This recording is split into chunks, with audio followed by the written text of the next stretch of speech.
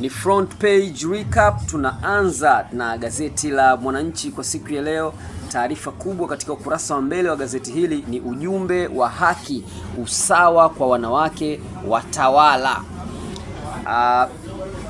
Wanawake waadhimisha siku yao kwa mtindo tofauti kila kona. Rais Samia atoa ujumbe akigusia ujasiri, kujituma.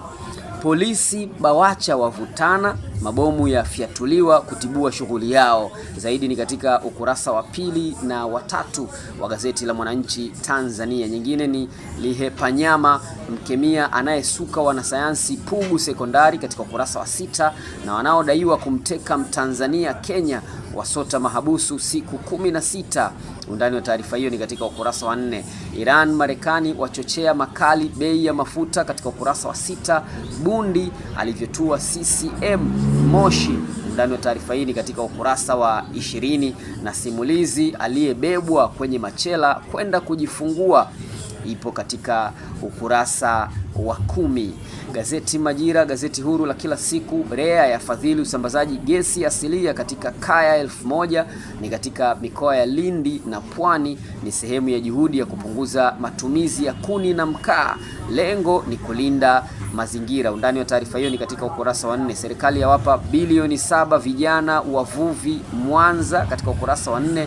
Na MNH kuokoa wanaopata shida ya